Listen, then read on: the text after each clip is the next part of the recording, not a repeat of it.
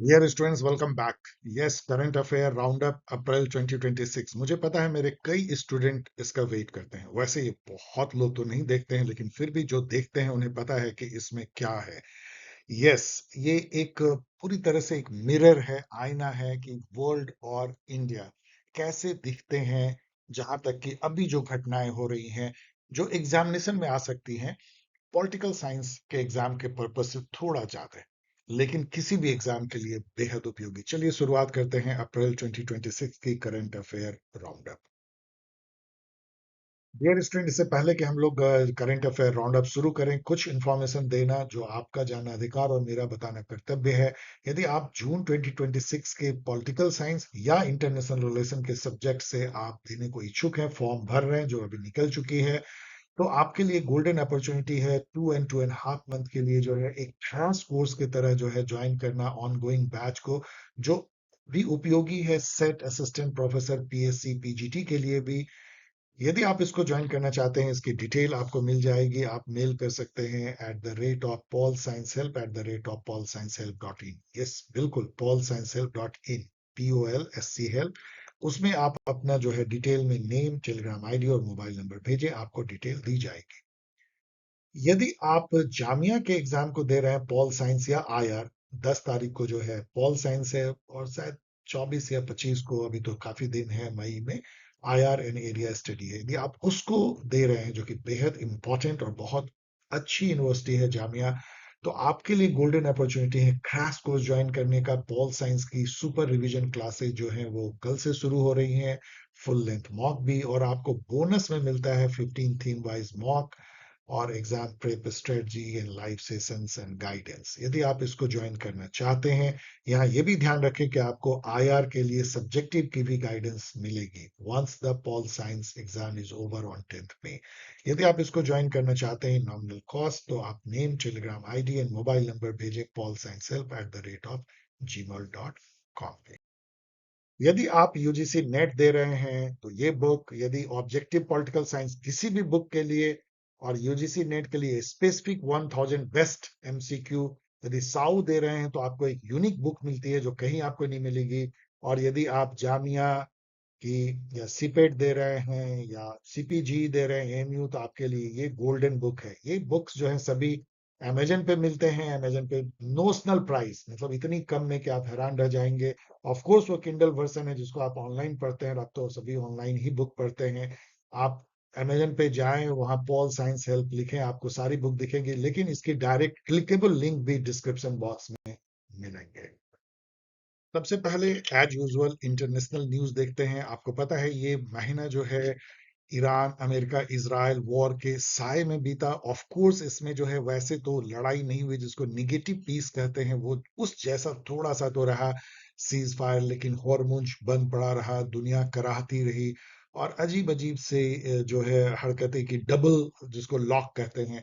पहले हरमुज को नजदीक में जो है वो छोटे छोटे बोट से ईरान ने लॉक कर रखा है, और फिर बहुत दूर बैठ करके, सैकड़ों मील दूर बैठ करके, यूएस जो है वो ईरान के पोर्ट से आने वाली जहाज और ईरान के जहाज को लौटाने की कोशिश करती है। एक अजीब सी तमाशा जो है चल रहा है, ट्रम्पियन तमाशा आप कह सकते हो, और दुनिया जो है उसको झेल रही है। उस साय में जो कुछ भी थोड़ी बहुत होती है, चलिए उसको देखते हैं।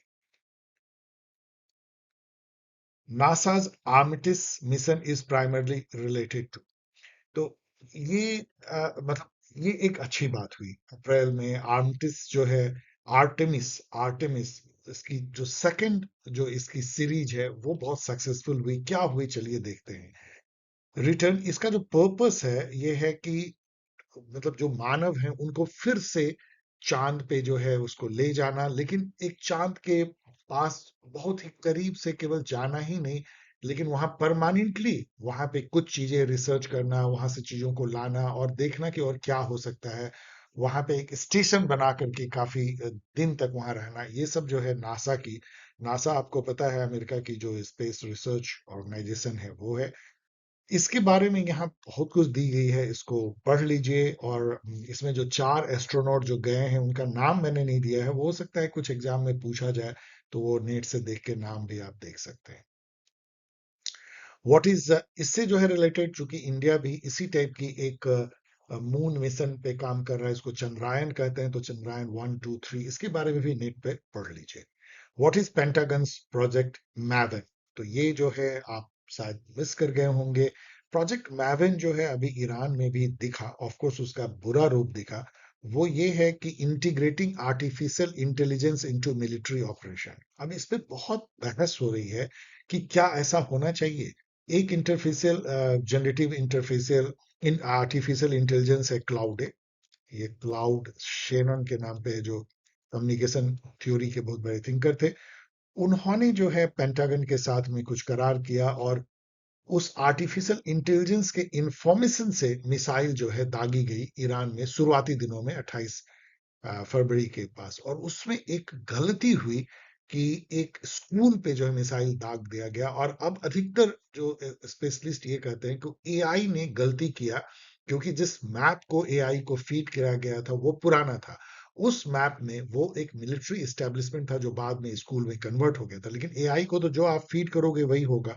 और एआई जब डिसीजन लेगी कि मिसाइल कहाँ गिरना है, तो देखो क्या क्या मतलब इतनी बड़ी गलती हो सकती है। करीब 170 बच्चियां, छोटी छोटी बच्चियां मारी गई। बहुत बहुत गलत हुआ है। तो ये जो है इस पर अब विवाद हो रही है कि क्या एआई गाइडेड जो है मिसाइल और इस तरह से न्यूक्लियर बम भी यदि गलती से आप गलत जगह पे गिरा दो तो क्या हो जाएगा। इस पर बहस चल रही है। लेकिन फिर भी यहाँ क्वेश्चन है project Mavic. Which country, a founding member of OPEC, recently decided to leave out the OPEC? पहले समझिए OPEC क्या है। OPEC मतलब organization of petroleum exporting country. और ये एक तरह का कार्टेल है, इकोनॉमिक कार्टेल। अब बोलेंगे कार्टेल क्या होता है। कार्टेल मतलब जब कुछ बिजनेसेस मिल करके प्राइसेस तय करे, सप्लाई तय करे। जैसे कोका कोला पेप्सी मिल जाए और बोले कि 2-2 रुपया पर बॉटल बढ़ा देंगे 300 ml का, तो कोई क्या कर सकता है। कार्टेल ऐसे ही होता है। एयरटेल और जियो मिल जाए और अपने रिचार्ज का दाम बढ़ा दे, मतलब मिल करके बिजनेस के फायदे के लिए एक साथ डिसीजन जो लेते हैं, इसको कार्टेल कहते हैं। तो ये एक कार्टेल जैसा है जो मिल के एक तरह से डिसाइड करते हैं कि कितना ऑयल का प्रोडक्शन करना है, क्योंकि जितना ज्यादा प्रोड्यूस करेंगे प्राइस घटेगी, तो वो ऑयल के प्रोडक्शन को कंट्रोल करते हैं। तो इसको ओपेक कहते हैं। 1960s में बनी है। चलिए इसको देखते हैं कि एक कंट्री ने अभी इससे निकल के भूचाल मचा दिया। ये जो है ईरान इराक इजराइल वॉर का सीधा सीधा परिणाम भी माना जाता है। और वो कंट्री है यूएई, अरब अमीरात, यूनाइटेड अरब अमीरात, जो हमारे लिए बहुत इंपॉर्टेंट है। अबू धाबी और दुबई के लिए हम जानते हैं, जिसमें कि लाखों इंडियन रहते हैं, लाखों इंडियन वहां घूमने जाते हैं, खास करके दुबई में। अभी करंटली जो है ओपेक में 12 मेंबर है। वैसे वो बाहर निकलते रहते हैं। अब जैसे 11 मेंबर हो गए यूएई, कोई मेंबर आता है कोई जाता है, कुछ कुछ लोग छोड़ते रहते हैं। अंगोला ने किसे छोड़ दिया था ये। आप उसके 12 के नेम को नेट पे जाके पढ़ सकते हैं, लेकिन थोड़ा फ्लूइड होता है, इसलिए एग्जाम में नहीं पूछा है कि 12 मेंबर है 11 मेंबर है। लेकिन हाँ, 10 से 12 मेंबर के बीच में ओपेक में रहते हैं, ये समझिए। ओपेक के बारे में और कुछ जानिए। Who are the founding members of OPEC, इसके थ्रू हम लोग समझेंगे कि ओपेक कब स्थापना हुई है।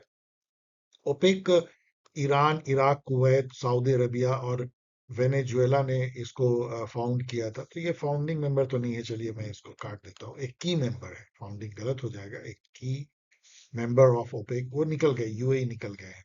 Iran Iraq Kuwait Saudi Arabia Venezuela, इन 5 कंट्री ने, वही वेनेजुएला जहां यूएसए ने उसके प्रेसिडेंट मोडेरो को उठा लिया था और उसके तेल पे कब्जा कर लिया है। एक तरीके से वो इंडिया को भी वेनेजुएला के तेल लेने के लिए दबाव डालता है। वही वेनेजुएला जो काफी ज्यादा, जिसके यहाँ तेल का भंडार है। कई लोग कहते हैं दुनिया में सबसे ज्यादा तेल का भंडार जो है वो वेनेजुएला में है। तो इन्होंने मिल करके 1960 में ओपेक की स्थापना की थी। यहाँ पे ये भी जान लीजिए कि ओपेक की जो हेडक्वार्टर है वो ऑस्ट्रिया वियना में है। ये भी एक इंपॉर्टेंट है, इंफॉर्मेशन मैंने पूछा नहीं है। अब ओपेक प्लस क्या है। आज ही आप न्यूज यदि आप देख रहे होंगे तो ओपेक प्लस की एक बहुत इंपॉर्टेंट बैठक होने वाली है। उसमें 8 जो V8 कहलाते हैं वो बैठक कर रहे हैं। रसिया उसको लीड करता है। अब देखिए ओपेक प्लस क्या है।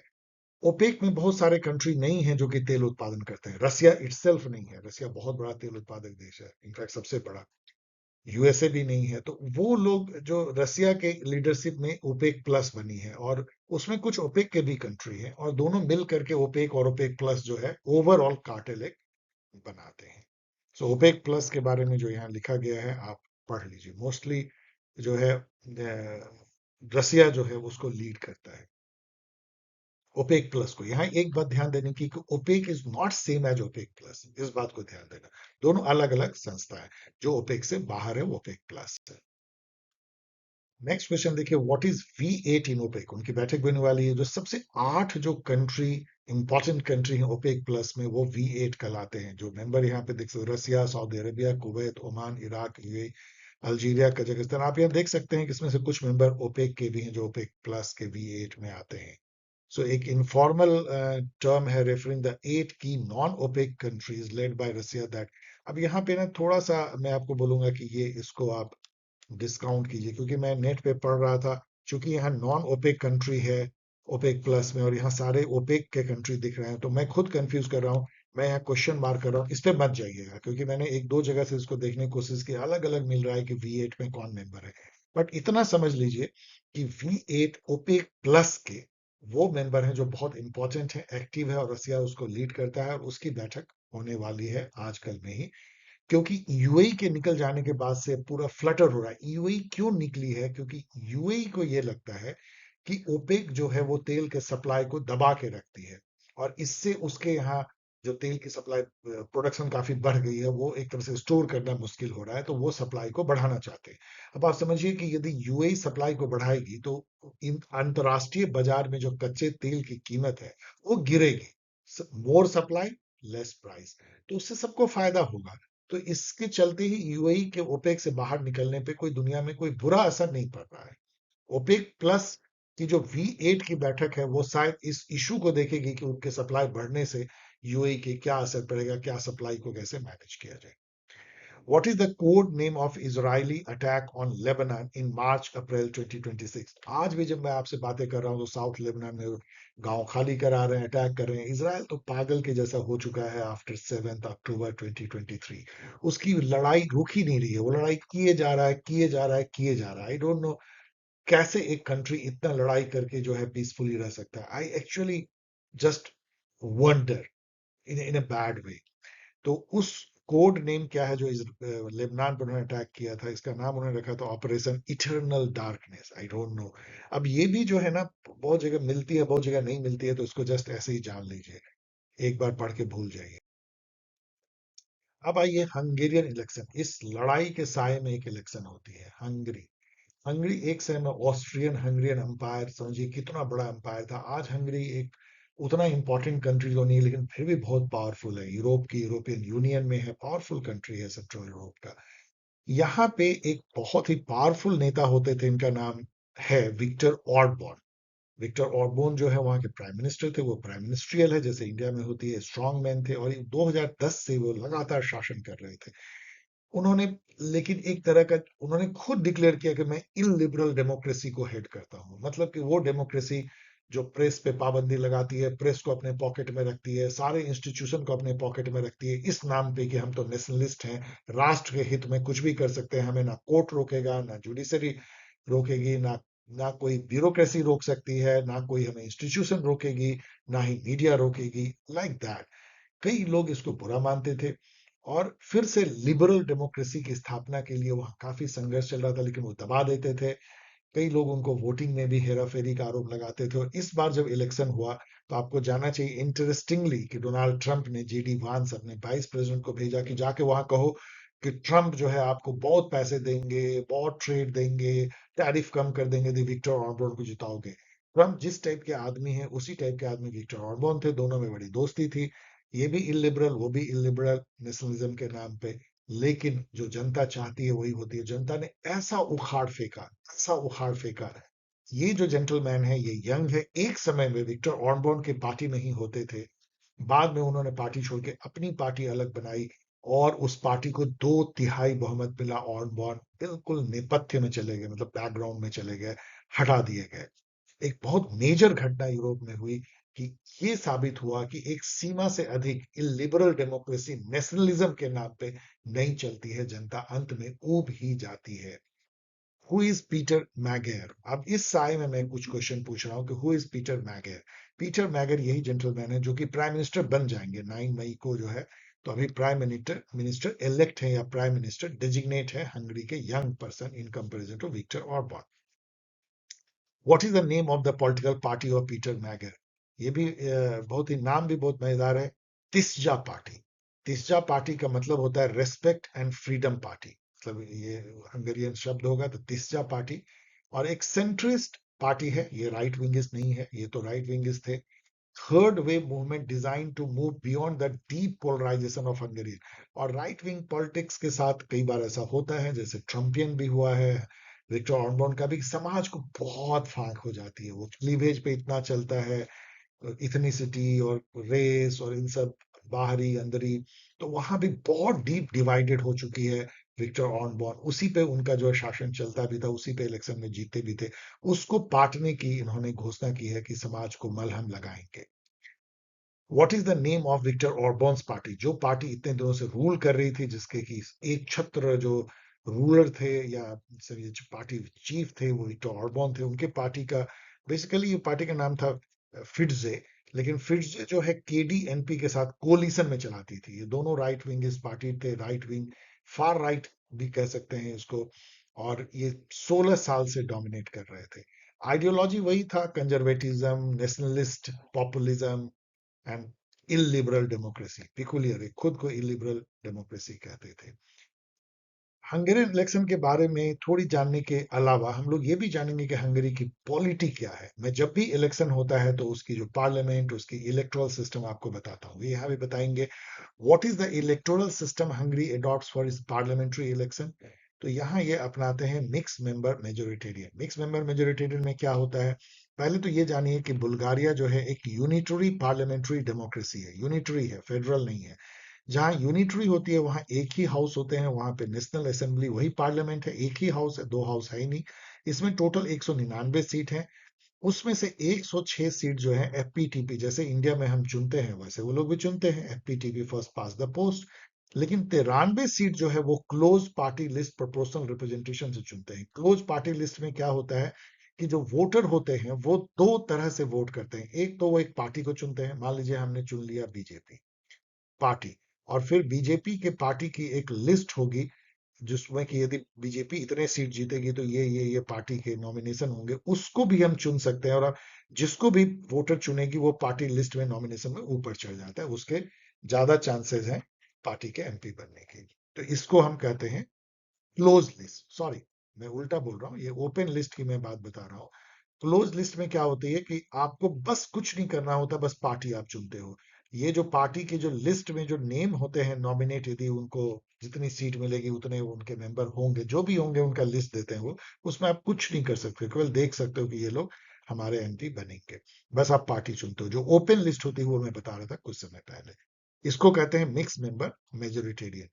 इसका एक दूसरा वर्जन है जिसको मिक्स मेंबर प्रोपोर्शनल कहते हैं, प्रोपोर्शनल। प्रोपोर्शनल में क्या होती है कि ये दोनों को ऐसे फॉर्मूले से किया जाता है कि प्रोपोर्शनलिटी मेंटेन्ड है, मतलब जितना वोट परसेंटेज मिला है किसी पार्टी को लगभग उतना सीट मिले।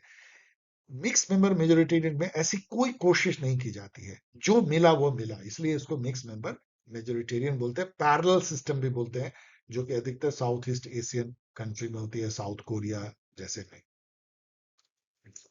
Code name of USS blocking ships passing through Iranian port in the Hormuz strait. जो मैंने कहा ना डबल चोकिंग चल रही है, एक तरफ जो है ईरान ने चोक कर रखा हरमुज को अपने पोर्ट के अपने तट के पास में, और फिर बहुत दूर बैठ करके यूएस जो है वो ईरान से आने वाली जहाजों को लौटाता है, और बहुत तमाशा है। तो उसका कोड नेम उन्होंने जो दिया है वो भी तमाशा है, ऑपरेशन इकोनॉमिक फ्यूरी। क्यों आप इकोनॉमिक फ्यूरी, मतलब फ्यूरी मतलब होता है फ्यूरी, गुस्सा, क्यों गुस्सा निकाल रहे हो? इकोनॉमिक गुस्सा आप पूरे दुनिया पे निकाल रहे हो, पूरी दुनिया परेशान है, और आप ईरान को परेशान कम कर रहे हो, पूरी दुनिया को ज्यादा कर रहे हो। इकोनॉमिक फ्यूरी, एपिक फ्यूरी से आप इकोनॉमिक फ्यूरी पे आ गए।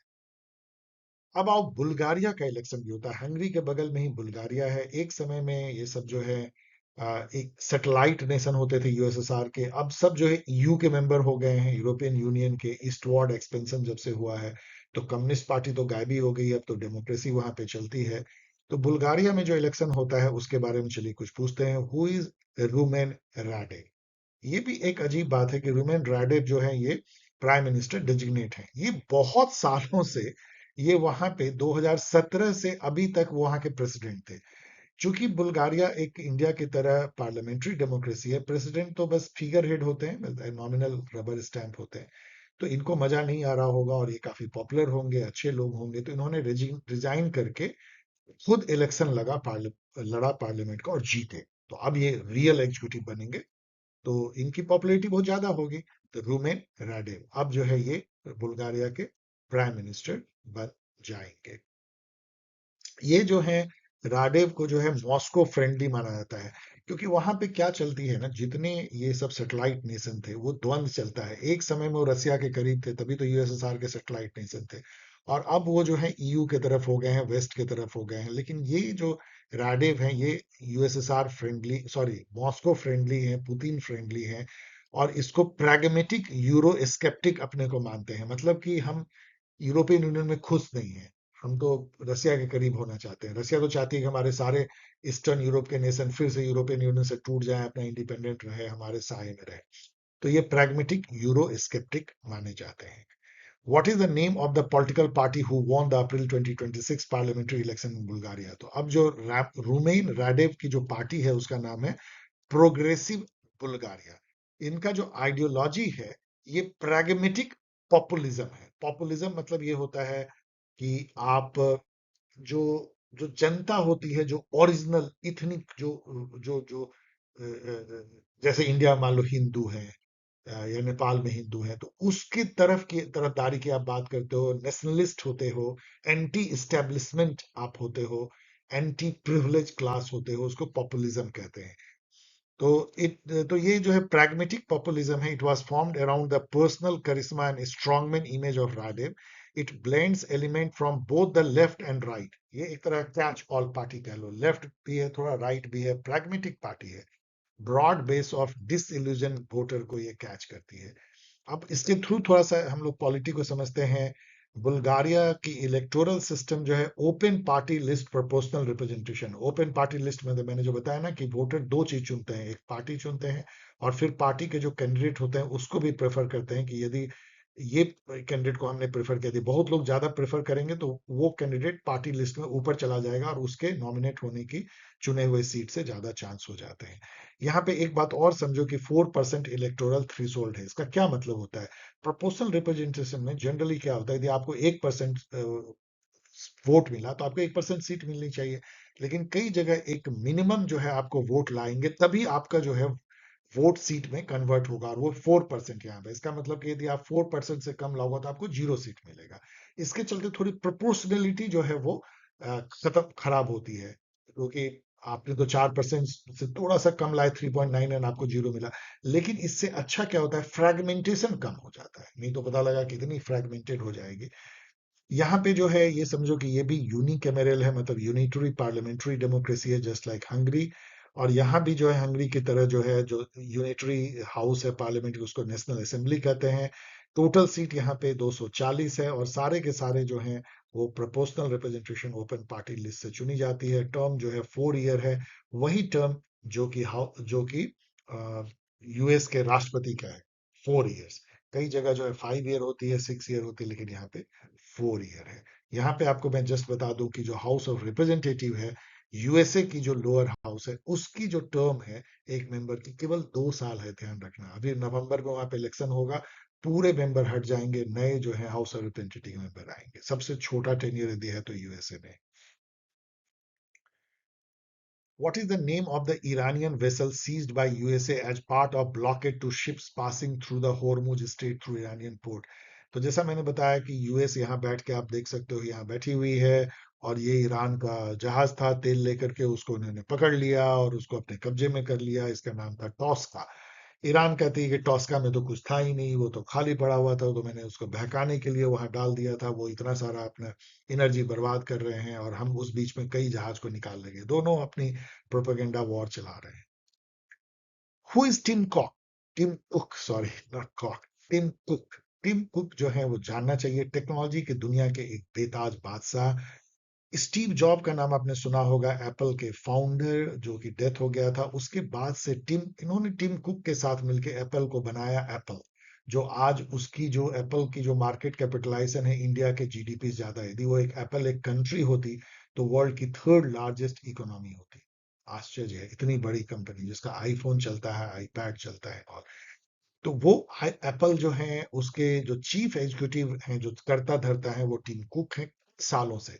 अभी उन्होंने अनाउंस किया कि अब मैं चीफ एग्जीक्यूटिव से रिजाइन करता हूं और हम उसके जो है एक एग्जीक्यूटिव चेयरमैन बन जाएंगे। मतलब डे टू डे अब एडमिनिस्ट्रेशन नहीं देखेंगे, स्टीयर की भूमिका में, रोइंग नहीं, बट एक फादर फिगर बनेंगे, जैसे नारायण मूर्ति एक टाइम में इन्फोसिस के हो गए। तो इसने फ्लटर पैदा कर दिया पूरे टेक्नोलॉजी के दुनिया में, Tim Cook. Who is the author of the book The Technological Republic, Hard Power, Soft Belief and the Future of the West?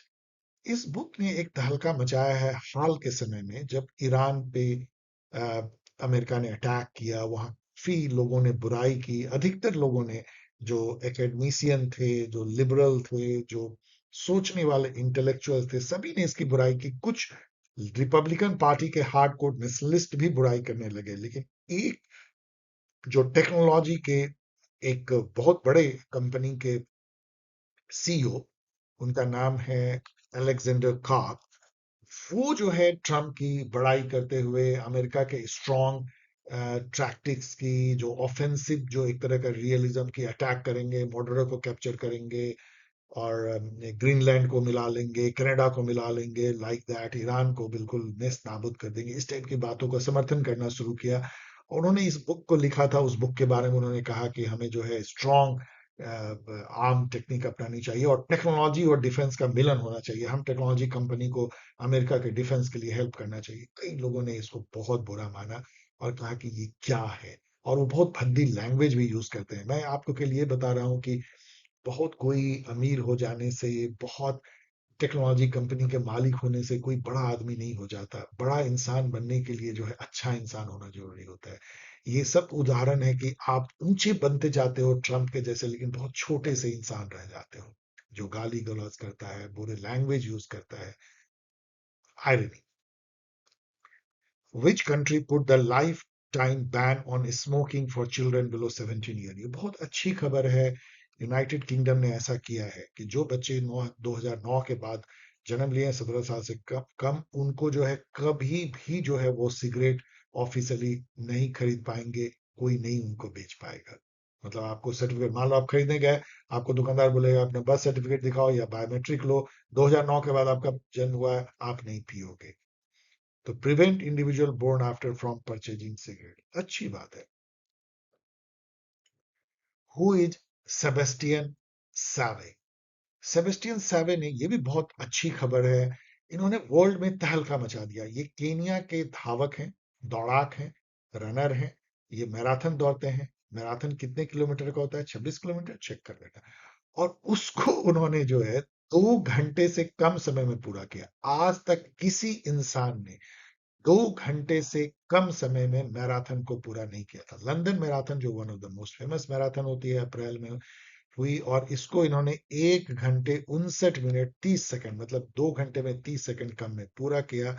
Sebastian Save, Kenya के। यहाँ ध्यान रखिए कि पता नहीं कीनिया में क्या है, जितने वर्ल्ड चैंपियन मैराथन रनर हुए हैं सभी कीनिया से हुए हैं। कमाल की एक बात है, इस पर रिसर्च चल रही है, कीनिया में है क्या। Which European country imposed restrictions on social media access for children under 15? ऐसा करने वाले ये पहले कंट्री नहीं है, लेकिन इस मंथ में जिन्होंने किया है यह है टर्की। टर्की, एर्दोगान, वहां भी स्ट्रॉन्ग मैन वो है, just like Viktor Orban. Who is the first fast bowler in IPL to get 200 wickets? जान लीजिए, जस्ट भुवनेश कुमार है इंडिया के, तो अच्छी बात है। इसी तरह इंडिया के एक बैट्समैन है जो पहले बैट्समैन बने आईपीएल में 9,000 रन बनाने वाले। माय गॉड, T20 में 9,000! मुझे चेक करना हो कहीं ये फिगर गलत तो नहीं है। आई डोंट नो, मुझे लगता है शायद सही होगा। विराट कोहली, चेक कर लीजिएगा, मैं क्वेश्चन मार्क कर रहा हूँ। Who is Sadhvi Satish Sai? सुनने में तो लगता है साध्वी, लेकिन ये ब्यूटी क्वीन है। ये जीतती हैं फेमिना मिस इंडिया वर्ल्ड 2026, जो कि मिस वर्ल्ड पीजीएन में भाग लेने जाएंगे। आप इनको कई बार और देखें। सिपरी की रिपोर्ट आती है 2026 में। पहला तो मैं यही पूछ रहा हूँ कि सिपरी है क्या। मैं हर साल सिपरी को बताता हूँ। मैं पूछ रहा हूँ सिपरी का फुल फॉर्म क्या है। ये बेहद ही जानी मानी और इज्जतदार जिस पर लोग भरोसा करते हैं, Stockholm International Peace Research Institute, इसका नाम है सिपरी। ये पूरी दुनिया में आर्म्स की खरीद फरोख्त, न्यूक्लियर बॉम्ब कितने हैं, कौन इंपोर्ट कर रहा है, कौन एक्सपोर्ट, मतलब पीस एंड सिक्योरिटी की बात करता है ये। इसमें से कुछ क्वेश्चन मैं पूछ रहा हूं, बाकी आप नेट पे जाके पढ़ सकते हो। Which country is the largest spender on arms and ammunition in 2025? सबसे ज्यादा जो खर्च करते हैं, ऑफ कोर्स आप गेस कर सकते हो, यूएसए ही होगा।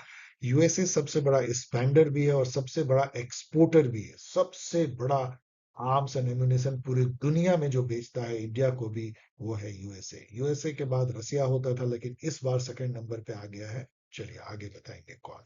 टॉप जो 5 स्पेंडर है वो है USA, China, Russia, Germany and India. ध्यान दीजिए, इंडिया भी जो है 5वां सबसे अधिक आर्म्स एंड एम्यूनेशन खर्च करने वाला कंट्री है। In terms of military expenditure India is ranked at, तो वो तो मैंने बता ही दिया आपको, 5वें नंबर पे हम हैं। After USA which country is the world second largest arms exporter? और यहाँ पे एक तहलका मची कि रसिया को हटा करके फ्रांस बन गई सेकेंड और इटली हो गई है थर्ड। रसिया थोड़ा पिछड़ गया है क्योंकि उसकी सारी आर्म्स एम्यूनिशन तो खुद ही यूक्रेन वॉर में लग गई है, तो वो अब बेचेगा क्या। इंटरनेशनल डे जो अप्रैल में होते हैं, मैं हर बार आपको अभी इधर हाल से बताने की कोशिश करता हूं जो एग्जामिनेशन में आते हैं। वर्ल्ड हेल्थ डे जो है वो 7 अप्रैल को मनाई गई। वर्ल्ड हेरिटेज डे, कितने ही यूनेस्को के हेरिटेज साइट है इंडिया में, वो अप्रैल 18 को मनाई गई। वर्ल्ड मलेरिया डे, जो कि कई जगह अभी भी मलेरिया है मच्छर के काटने के, एनोफिलिस मच्छर, 25 अप्रैल को। इंटरनेशनल अर्थ डे मनाई गई 22 अप्रैल को। मोस्ट इंपॉर्टेंट एग्जामिनेशन पर्पज से अर्थ डे। और यहाँ याद रखो, इन्वायरमेंटल डे 5 जून को मनाई जाती है। वर्ल्ड बुक डे जो है वो मनाई गई 23 अप्रैल को। और तो चलो, मतलब अब इंडिया न्यूज पे चलते हैं। इंडिया में भी क्या हो रहा है एग्जामिनेशन पर्पज से, थोड़ी बहुत देखते हैं। What is Aridhaman in context of Indian navy? Aridhaman, Aridhaman जो है वो एक सबमरीन है, पनडुब्बी है, जो न्यूक्लियर पावर्ड है। मतलब इससे हम जो है न्यूक्लियर मिसाइल हम या न्यूक्लियर हम छोड़ सकते हैं। सोचो कितनी इंपॉर्टेंट है अभी के जमाने में। पनडुब्बी आपको पता है ना, ऐसे दिखती है कैप्सूल जैसी, वो पानी में अंदर घुस जाती है, पता ही नहीं चलता, और नीचे से वॉर करती है और वो शिप को डुबा देती है। अभी इसी पनडुब्बी के थ्रू जो है IRNS देना जो थी, पिछले बार मैंने बताया था, ईरान के जो युद्ध पोत था उसको श्रीलंका के कोस्ट के पास में अमेरिका ने डुबा दिया था जब वॉर शुरू हुई थी। Who won the FIDE women candidate tournament 2026? India में ये टूर्नामेंट होता है। हम लोगों को आशा थी कि इंडिया का कोई मेल प्लेयर चैंपियन बनेगा। ये कैंडिडेट टूर्नामेंट क्या होती है, इसमें वर्ल्ड के टॉप कितने प्लेयर, 8 या 10 खेलते हैं, टॉप, जिनको फीडे इलो रेटिंग कहते हैं, ELO।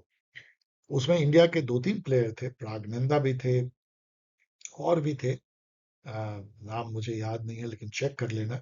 और हम लोग को आशा थी कि कोई ना कोई इंडियन जीतेगा, और जो इस कैंडिडेट टूर्नामेंट में जीतते, वो जो अभी जो रेनिंग वर्ल्ड चैंपियन है वो भी इंडिया के ही हैं, गुकेश, डी गुकेश, उसको वो चुनौती देते। मतलब इसमें से जो विनर होगा वो गुकेश से खेलेगा वर्ल्ड चैंपियनशिप, वो चेस का। तो हम लोग के लिए बहुत ही एक गर्व की बात होती है कि दोनों इंडियन जो है वो वर्ल्ड चेस में खेल रहे हैं। एक रनर अप होगा, एक जीतेगा। लेकिन ऐसा हुआ नहीं अनफॉर्चुनेटली। हुआ क्या, उसमें वोमेन कैटेगरी में, मेल में तो हम लोग चलो नहीं जीत पाए, लेकिन वोमेन में वैशाली ने इतिहास रच दिया और वो बन गई कैंडिडेट टूर्नामेंट की चैंपियन। और वो अब चुनौती देंगी रेनिंग वर्ल्ड वोमेन चैंपियन को। उसका नाम भी पढ़ लेना। यहाँ मजेदार बात यह है कि बेहद प्रतिभाशाली प्लेयर है प्रगनंदा। उनकी ये बड़ी बहन है। क्या बात है कि एक परिवार में ऐसे चेस प्रोडिगी निकले हैं, प्रगनंदा और उनकी बहन Vaishali. Who is GD Gopinath? हम श्रद्धांजलि दे रहे हैं उस क्रिकेट प्लेयर को जो 1952 में, 1952 में पहली बार हम लोगों ने इंग्लैंड से टेस्ट मैच जीता। सोच सकते हो, आजाद हुए हुए 5 साल हुए थे और हम लोगों ने उस कंट्री को हराया। लगान टाइप की जो है सिचुएशन होगी, जो हम लोग के ऊपर रूल किया सैकड़ों साल तक, उसको हम लोगों ने हराया। जो कि क्रिकेट के मदर हैं, जहां क्रिकेट निकली है, उसको हम लोगों ने हराया। और उस टीम के चैंपियन टीम के प्लेयर थे GD गोपीनाथ। 95 ईयर की उम्र में इनका देहांत होता है। इसी अप्रैल में इनको श्रद्धांजलि। नेशनल पंचायती राज डे कब मनाते हैं हम लोग? तो यहाँ भी डे का इंपॉर्टेंट, और ये बेहद इंपॉर्टेंट डे। मैंने कई जगह ये क्वेश्चन देखा है पब्लिक एडमिनिस्ट्रेशन में। ये 24 अप्रैल को मनाई जाती है। Who is doctor Christian stalker? अब देखो, दो डिग्निटरी इंडिया में अप्रैल में आते हैं। एक है ऑस्ट्रिया के। ऑस्ट्रिया अब तो एक छोटी कंट्री है, एक समय ऑस्ट्रेलियन हंगेरियन एम्पायर थी। ऑस्ट्रिया जो है वो जर्मनी से सटी हुई, आधे लोग तो वहां जर्मनी लैंग्वेज बोलते हैं। तो उस ऑस्ट्रिया के चांसलर, जैसे जर्मनी के प्राइम मिनिस्टर को चांसलर कहते हैं, सेम वे ऑस्ट्रिया के प्राइम मिनिस्टर को भी चांसलर कहते हैं। तो चांसलर जो आए, समझ लो प्राइम मिनिस्टर जो है ऑस्ट्रिया के, इनका नाम है क्रिश्चियन स्टॉकर। और वो इंडिया आए और काफी सारे करार एंड बहुत चीजें उन्होंने हमारे साथ किया। Who is south Korean president? ये भी इंडिया आए अप्रैल में, इसलिए पूछे। साउथ कोरियन प्रेसिडेंट के साथ में इधर काफी न्यूज रहा है, गलत कारणों से वहां पे प्रेसिडेंट जो बने, उनका नाम तो मैं भूल जाता हूं, उन पर इम्पीचमेंट किया गया क्योंकि उन्होंने मार्शल लॉ लगा दिया था, इमरजेंसी लगा दिया था। उनको हटाया गया, उनको गिरफ्तार किया गया, फिर एक दूसरे प्रेसिडेंट बने। ये सब 1-2 साल से वहां होता रहा, उसको भी इम्पीचमेंट किया गया। बहुत तहलका रहा। लेकिन अभी जो कुछ समय पहले अब स्टेबिलिटी आई है और ये बन गए हैं ली जे मयूंग। ली जे मयूंग जो है वो वहाँ के राष्ट्रपति हैं। वहाँ एग्जीक्यूटिव प्रेसिडेंट होता है, जैसे कि साउथ अमेरिकन या अमेरिका में होती है। और इनका स्टेट विजिट हुआ 19 से 21 अप्रैल तक। और इनके साथ भी काफी चीजें हुई। साउथ कोरिया बहुत इंपॉर्टेंट हमारे, आपको पता है कि हुंडई की कार चलती है यहाँ, किया कार चलती है, सैमसंग, एलजी, चिप, कंप्यूटर, बहुत सारे साउथ कोरिया से हमारा काफी गहरा नाता है इकोनॉमिक नाता। Which day in April 2025 Pahalgam terrorist attack took place? हमें याद करना चाहिए उन शहीदों को, जो लोग सिविलियन थे लेकिन शहीद हो गए, जिन्हें धर्म के नाम पे मारा गया। सबसे दिल दहला देने वाली टेररिस्ट अटैक जो इंडिया पे हुई, इंडिया के आत्मा पे हुई, वो पहलगाम में हुई 22 अप्रैल 2025 को। उसकी 1 साल भी वर्षगांठ मनाई गई 22 अप्रैल को। Who is Ashok Lahiri? एक अपॉइंटमेंट बहुत इंपॉर्टेंट हुआ। अशोक लाहिरी बंगाल बंगाल से आते हैं और ये इकोनॉमिस्ट हैं। और इनको बनाया गया vice chairman of NITI Aayog. अब आप एक चीज ध्यान रखिए कि नीति आयोग के जो सबसे बड़े ऑफिसर होते हैं वाइस चेयरमैन होते हैं, क्योंकि चेयरमैन खुद प्राइम मिनिस्टर होते हैं, जो कि एक्स ऑफिसियो हैं। इसका मतलब है कि एक्चुअल में देखें तो लाहिरी जी ही अब नीति आयोग को हेड करेंगे। इसके अलावा डे टू डे काम के लिए एक वहां पे सीईओ भी होते हैं, जो जनरली एक आईएएस ऑफिसर होते हैं, सीनियर मोस्ट। उनका नाम भी आप देख लीजिएगा। सीईओ और वाइस चेयरमैन मिलकर के नीति आयोग चलाते हैं। नीति आयोग क्या है? पॉलिसी थिंक टैंक है, जो कि ये सोचती है कैसे पॉलिसी बनाया जाए, वो हेल्प करती है। एक्सपर्ट स्टाफ एजेंसीज को कहते हैं। India inked a free trade agreement with which developed country in the month of April 2026? तो ये कंट्री है न्यूजीलैंड। न्यूजीलैंड में कई लोग इसकी बुराई कर रहे हैं कि इससे इंडियन वहां भर जाएंगे, वहां ज्यादा लोगों को वीसा देना होगा, हमारे लोगों का जॉब छीनेगा एंड ऑल। लेकिन इंडिया और न्यूजीलैंड कमिटेड हैं कि ये होनी चाहिए फ्री ट्रेड। इससे बहुत सारा फायदा होगा। आपको पता है कि न्यूजीलैंड डेयरी में बहुत ही आगे है, तो वहां से डेयरी प्रोडक्ट आएंगे। उससे हमारे किसानों को घबराने की जरूरत नहीं है, क्योंकि इसमें बहुत सुरक्षा की गारंटी दी गई है। न्यूजीलैंड एक ऐसी कंट्री जो यूएस जैसे आर्म ट्विस्ट नहीं करती, वो तो एक अच्छी कंट्री है जिसके साथ हमारा अच्छा नाता है।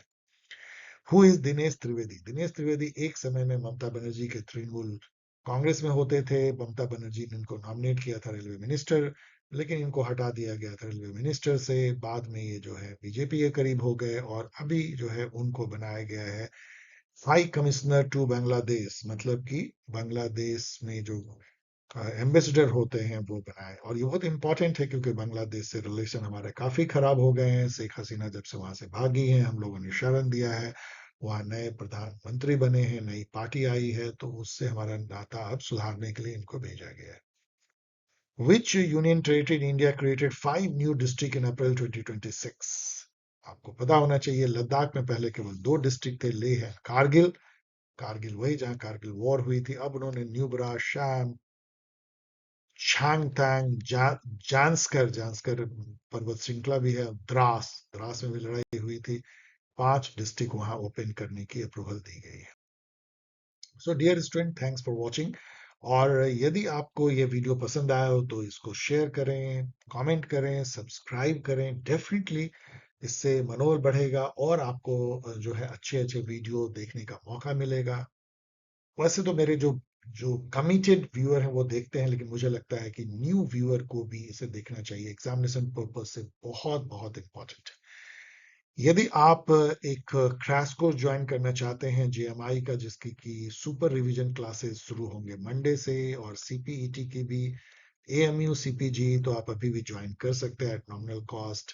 और यदि आप यूजीसी नेट की जून बैच की को एक क्रैश कोर्स के तौर पे 2 महीने के लिए ज्वाइन करना चाहते हैं, या किसी भी अन्य सेट, असिस्टेंट प्रोफेसर, अन्य एग्जाम, तो आप भेज सकते हैं अपना नेम, टेलीग्राम आईडी और मोबाइल नंबर एट paulsciencehelp@gmail.com पे। इन तरीके से आप मुझसे कांटेक्ट कर सकते हैं। ये है वेबसाइट paulsciencehelp.in, ईमेल है paulsciencehelp@gmail.com, टेलीग्राम चैनल है http://tme paulsciencehelp, और ट्विटर है @paulsciencehelp। चलिए मिलते हैं किसी एक और वीडियो के साथ, तब तक के लिए take care, be happy, bye.